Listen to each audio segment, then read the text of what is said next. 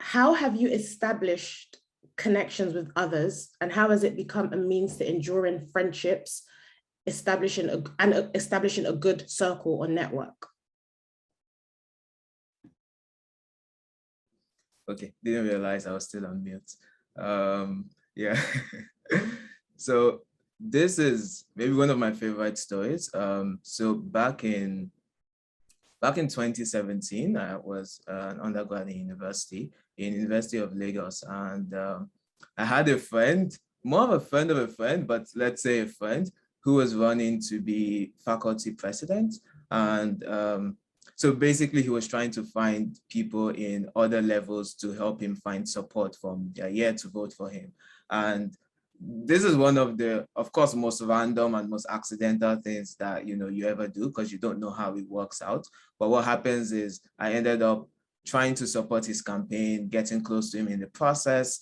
He did not win the election, so that was that was a bit disappointing. But what happened afterwards was he had an idea for a student competition within the faculty, and then the rest of us, we basically banded together, began to think it through, and we achieved much, much, much more than we could have imagined. And with PADC, that's the design competition, now it's in 30 plus schools around the country. The people after me would say 50 plus, but I'll be conservative and say 30 plus.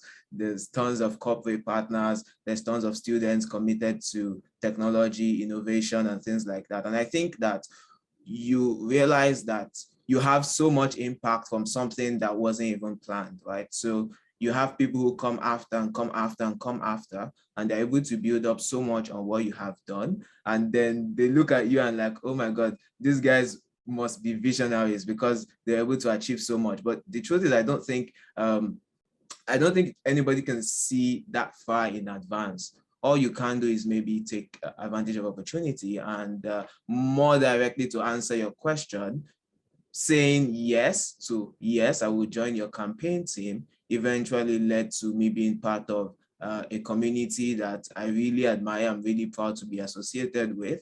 And I see people who have done much, much further than I could have imagined.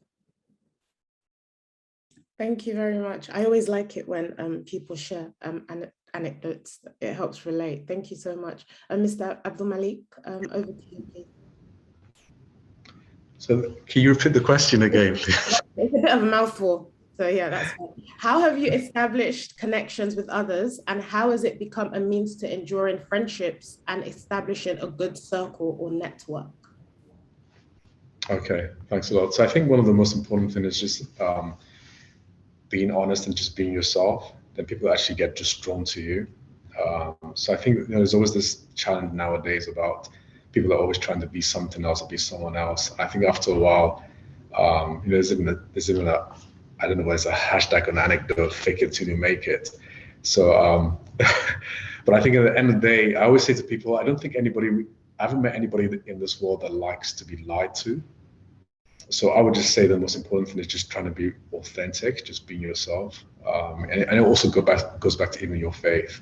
Don't be scared to share who you are. If you're a Christian, if you're a Muslim, and I think people like to respond to that you show that kind of confidence about who you are, and people will be drawn naturally to that. Of course, you're not going to make friends with everybody in the world. This is how the world is. We're all different, and we all have different agendas, all different aspirations. So I would just say, for me, what I've done is just trying to be as authentic as I possibly can, so that people see who I am. And I think people get drawn to that. That's been my experience.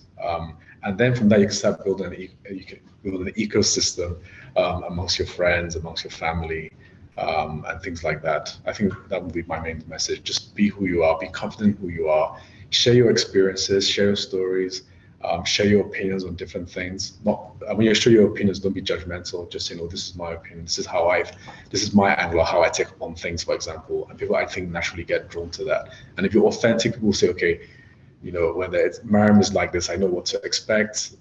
Abdulhameed is like this, I know what to expect. Lameen is like this, I know what to expect. And I think you naturally get drawn to that. There is a concept where it says, I'm not sure if it's hadith, that says that, if the milk is pure, things get drawn to it. So if you have a really nice, if you have a very pleasing personality, people actually get drawn to that energy. They like to be around you. They might not always agree with you, but at least they like that energy, that positivity that's coming from you because you're authentic. And I think that would be the way that I would respond to that question. Thank you. Thank you very much for that. I agree with you. I don't know. I know people like to throw around this fake it till you make it, but I don't know. It doesn't sit very well with me. I mean, it works for some people, but at some point your real self will eventually come out. But yeah, I agree with being your authentic self, 100%. Thank you for that.